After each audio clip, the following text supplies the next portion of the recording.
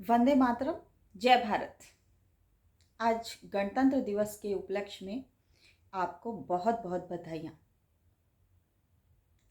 आज का गणतंत्र दिवस हमने सुबह देखा, प्रधानमंत्री, राष्ट्रपति, परेड, सलामी, सब कुछ वही था जो हमेशा से होता आया है। फिर अचानक थोड़ी देर में क्या हो गया कि गणतंत्र दिवस की जो खुशी थी वो धीरे धीरे धूमिल होने लगी। पूरी दुनिया का ध्यान जो भारत की असीमित शक्ति की तरफ जाना चाहिए था, उसके उसके उसकी शक्ति की तरफ जाना चाहिए था, उसके सैन्य शक्ति प्रदर्शन पे जाना चाहिए था, उसकी कौमी एकता के ऊपर जाना चाहिए था, जो हमारी झांकियों में दिखाई देता है। अचानक वो ध्यान कुछ लोगों ने भटका दिया। वो ध्यान जाना चाहिए था गलवान घाटी में मरे हुए शहीद की पत्नी को, जब वीरता का अवार्ड दिया जा रहा था,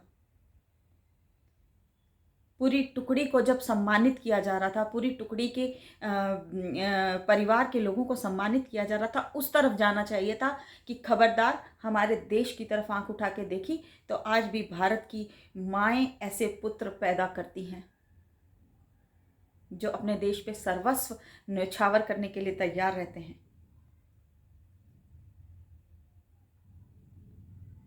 इस तरफ जाना चाहिए था कि भारत कितनी तरक्की कर रहा है। इस तरफ जाना चाहिए था कि 500 साल बाद ही सही हमने राम मंदिर बनाया है और बहुत शांतिपूर्ण तरीके से बनाया है। लेकिन ध्यान कहाँ चला गया? पूरी दुनिया का ध्यान कहाँ खींच लिया? पूरी दुनिया का ध्यान खींच लिया कि भारत में आज भी दंगे होते हैं। एक बिल को लेकर दंगे होते हैं जिस पे बातचीत चल रही थी, लोकतांत्रिक तरीके से काम किया जा रहा था, उस पर इस तरह का माहौल। मैंने पहले भी अपने एक वीडियो में बोला था कि आज भारत का किसान शक्ति प्रदर्शन कर रहा है। बिल्कुल, मेरी आवाज़ की जो टोन थी वो बिल्कुल व्यंग्यात्मक थी। ये भारत का किसान नहीं। भारत का किसान पहले, आज़ादी से पहले, गरीब था, लाचार था, सब कुछ था, लेकिन आज भारत का किसान सशक्त है और दिमाग रखता है। ये किसान नहीं। मैं एकदम साधारण नागरिक होकर पहचान रही हूं कि ये किसान नहीं है। इतनी फंडिंग, इतना सब कुछ, ट्रैक्टर प्रदर्शन के नाम पर क्या हुआ आज? दिल्ली के गली गली, कूचे कूचे को बर्बाद करने की एक भयंकर साजिश। हद हो गई। और देखा कि एक भाई ने तो मीनार पर चढ़ के झंडा लहरा दिया। अरे भाई, बहुत खुशी होती आपकी माँ को, बहन को, आपके परिवार वालों को, अगर आप शान से जाते, कभी प्रधानमंत्री बनकर जाते, तिरंगा लहराते, आपकी जय जयकार होती।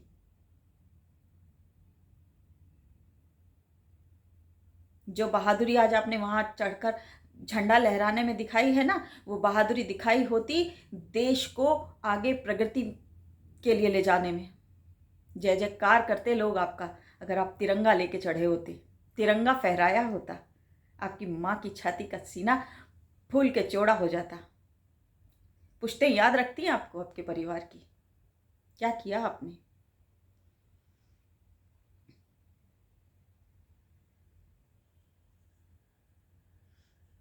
पगड़ी जो आपने पहन रखी है ना, बहुत कीमती है हमारे देश के लिए। गुरु नानक देव ने वो पगड़ी पहनी हुई थी, भगत सिंह, राजगुरु सुखदेव ने वो पगड़ी पहनी हुई थी, लाला लाजपत राय ने वो पगड़ी पहनी हुई थी। पगड़ी को शर्मिंदा मत कीजिए मेरे भाई।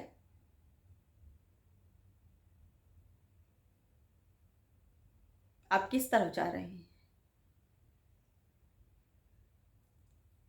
इसमें किसान का कोई हित शामिल नहीं है, बल्कि इस तरह का माहौल बनाकर शायद अहित ही किया है आपने।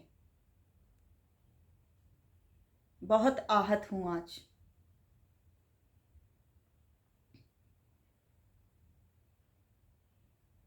समझ में नहीं आ रहा कि बात भी क्या करूं।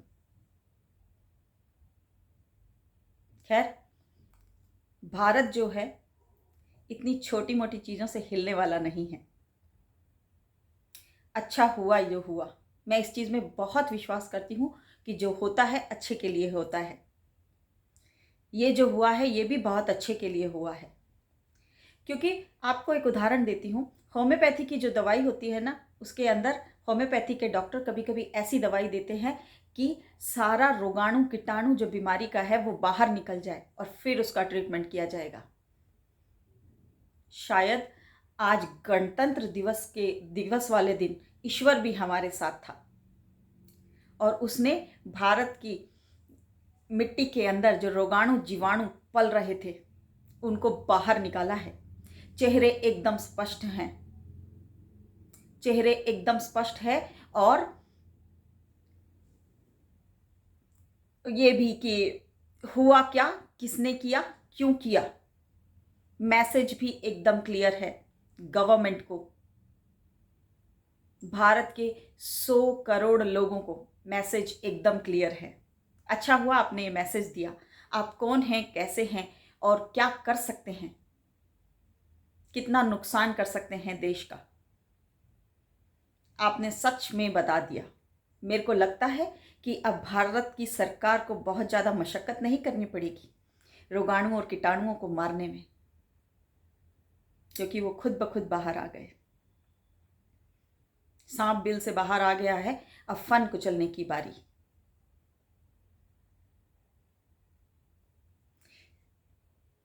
ईश्वर करे कि मेरा ये जो विश्वास है कि जो होता है अच्छा होता है, और आज का ये जो दिन काला दिन बना दिया कुछ लोगों ने, इसका भारत जैसे बड़े देश पे कोई बहुत असर नहीं पड़ेगा। हम सशक्त थे, सशक्त हैं और सशक्त रहेंगे। हमारा अभी भी वही नारा है, जय जवान जय किसान, वंदे मातरम। फिर मिलते हैं, सोचिएगा जरूर। धन्यवाद।